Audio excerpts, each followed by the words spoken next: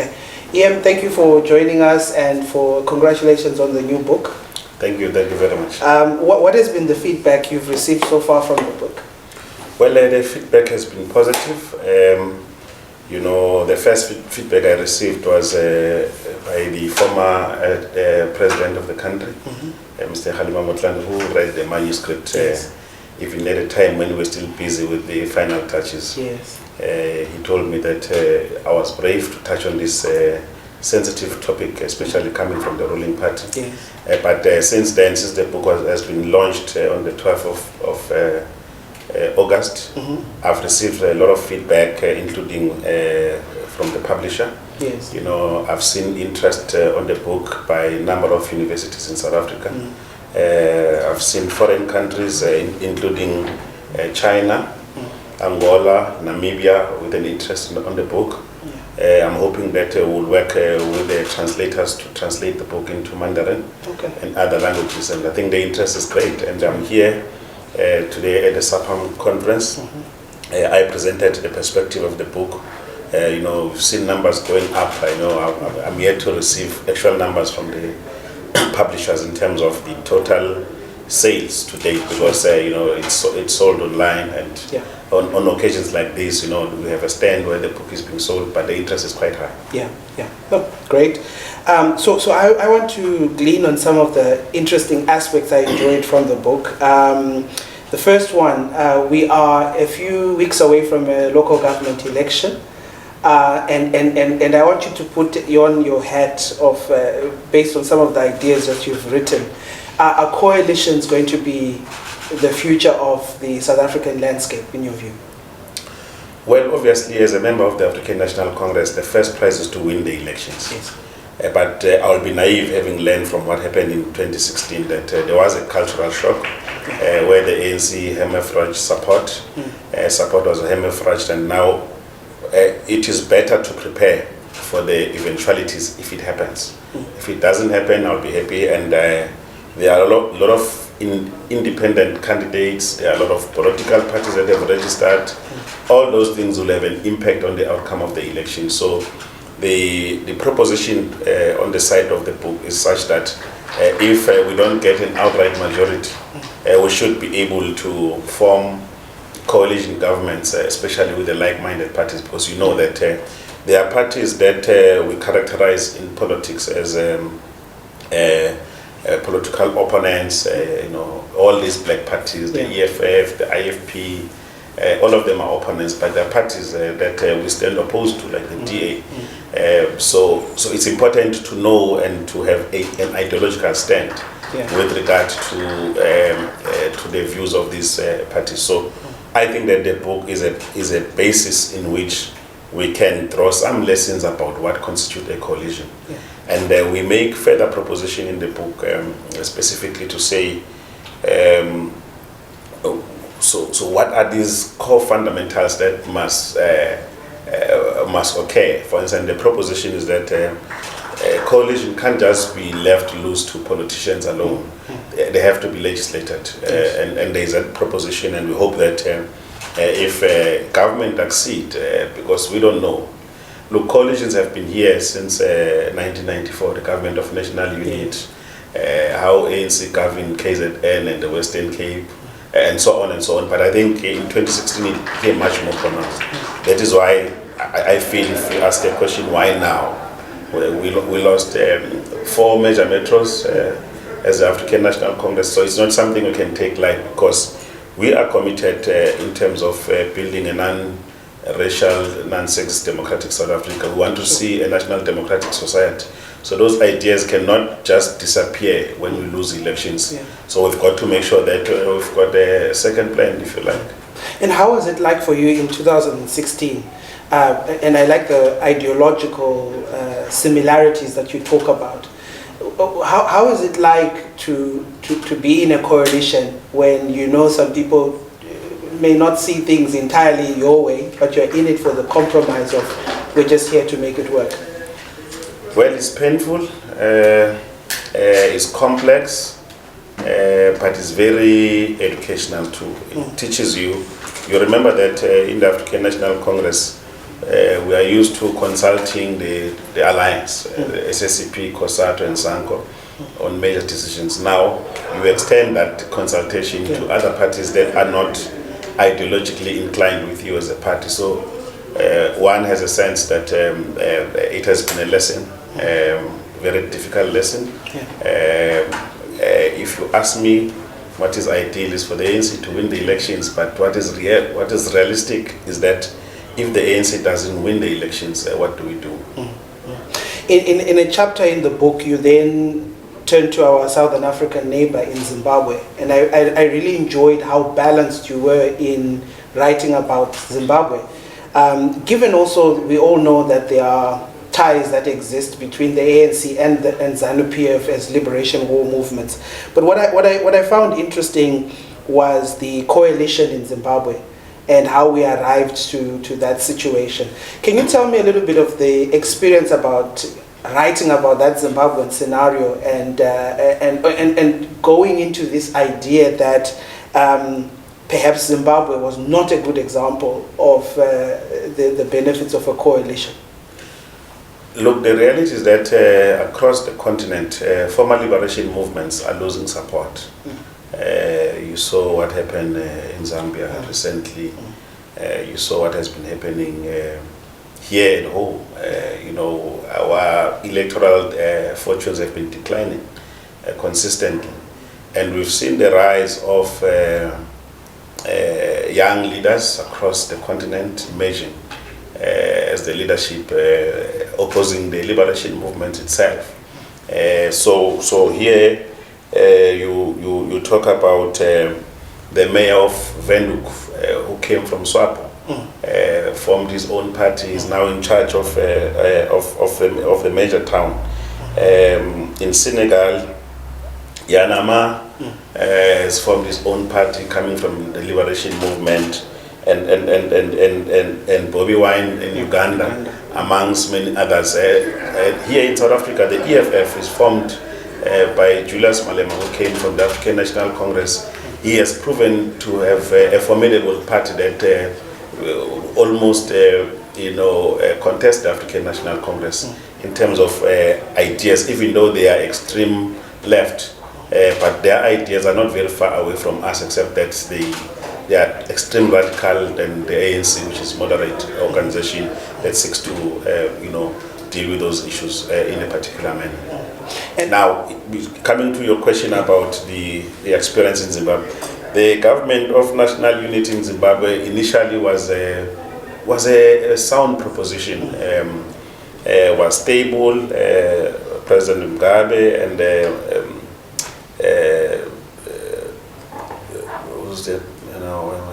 Changirai, yes. Until the MDC fractured into two. Yes. Then Zimbabwe, the MDC fractured into two, and then that brought to the collapse of that coalition government. And what happened subsequent to that is that the ruling party, the ZANU-PF, consolidated and chucked out it was the end of the government of national unity. But between that prevailing period that I'm talking to, there would have been stability in Zimbabwe, because Zimbabwe was on the brink of collapse at that particular point in time. But that period, safe to say that it provided an era of stability, an era of service delivery for the people of Zimbabwe. But when politics crept in within one of the parties, which is the MDC, then it collapsed the coalition arrangement. In your view, as a leader, and borrowing from what we're talking about, liberation war movements, what is the lesson here? And what I get out of it is the necessity of a generational dialogue. We need more young leaders like you being seen to be in the public image, to be towing the lines of talking development and assisting. Do you think liberation war movements are really suffering from this generational dialogue which they should be having in terms of appeal with the young people? Yeah, you see, I think the youth demographic dividend, in my view, is threatening the hegemony of the liberation movement. Societies are getting younger and younger, and they want to see themselves through government. we as the ANC are going through local government processes now. We've seen many older comrades disappearing as a result of a democratic outcome, both at the level of the party and at the level of community meetings where just young people are coming up. To give you an idea, I was calling myself a younger person at the age of 40, 41, representing the generation, if you like. But now you have about, in our candidate, you have about 39 below the age 35 in our list, which didn't happen before. So it tells you that there is that constant push that is taking place, and we've got to accept that this demographic dividend are in favor of the young leaders. So I think parties like the Liberation Movement, the African National Congress, will have to come to terms with that reality, that the old must die and the new must be born. In chapter 4, you talk about, I take this quote, the coalition government experience in the city of Ekurhuleni was as enlightening for the ANC in the city. And recently the president at the manifesto launch was talking about, was very honest of the challenges the party has faced, but also pointing to the necessity of saying, give us one more chance, give us a chance to self-correct. In your view, how does the ANC self-correct, or these self-correcting behaviors that I could gather from the president's clarion call? Look, generally people have been complaining, not because they ought to complain. They were complaining about the realities that we've seen. You know, there has been a rise of corruption. If you look at instances of the Zondo Commission and other commissions that have been set up, as a liberation movement, we frown on some of the things that are coming out of those commissions. So if we don't change from that perspective, I think that we are not worthy to be government. However, the ANC has made its own realization that we've got to renew the party because the party carries aspiration of many of our people. Let's get rid of wrong things that we have been doing individually, because we've not done. The ANC as a party has not committed a crime, but individuals who have been sent in government have behaved in a manner that is not acceptable. So therefore it is important that the ANC renew itself. It has a new commitment with the people of South Africa, because probably you will see all parties are launching their manifestos. There is nothing except to bash the ANC. ANC is the only party that has put a proposition to say this is what we are committing to do as the people of South Africa. So I will be naive as a voter to vote for a new party that aspires to be something and leave the party that has got an experience in government, that has committed to self-correct, especially on areas where citizens have not been satisfied, especially the issue of crime, maladministration, and all those instances or allegations that have been leveled, or some that have surfaced in the public domain. As we wrap up, EM, I am impressed by the work being done in the city of Ekurhuleni concerning the township economy and your focus on developing the informal sector. I would like you to talk about those two economies and what the future holds in the city of Ekurhuleni, particularly knowing that's where the majority of our people are, and new predictions or stats showing that this is definitely going to be the future of the country. Money must be kept in those economies. Look, informal sector plays a major role in our communities. We know that because of apartheid, many people did not go to school. Even if there are job opportunities, they will not be able to access those job opportunities. So entrepreneurship becomes an alternative for those people. So the support that we have been given has been targeted to the informal economy to make sure that firstly you improve their conditions, but secondly you almost formalize their activity so that if it's raining, a mother who's selling magunya in the corner must have a shelter to do so, and but also the level and standard of hygiene and things like those. So we have been building almost facilities within the city, like the business hubs, where we can house those entrepreneurs to continue to do their work. But secondly, just a single entrepreneur is able to employ an average of 3 to 5 people if properly supported. Therefore, this is an area where jobs are going to be coming from, other than in government. We reach a ceiling. They tell you that in your budget of 57 billion in Egodolin, you cannot exceed 30% of your salary bill. So it means you can only employ up to that particular ceiling. So we don't have space in a way to create opportunities. But in the private sector, there are opportunities. If we create a multiplier of these entrepreneurs, will be able to multiply also the number of jobs in the main. So I think that for me, that's why we have really pay special attention to the work of the informal sector, how best we can harness them, but also how that we build skills so that they can improve their current business processes to move to the next level. Thank you. And then the final question to you as an author of this book, do you see a follow-up of the book? And if you were to predict a follow-up based on the feedback you receive, what angle would you like to be taking? Are you going to be writing about the next 5 years of the outcomes of this 1st of November elections, in terms of what it brings in terms of coalitions? What is the next part after this book?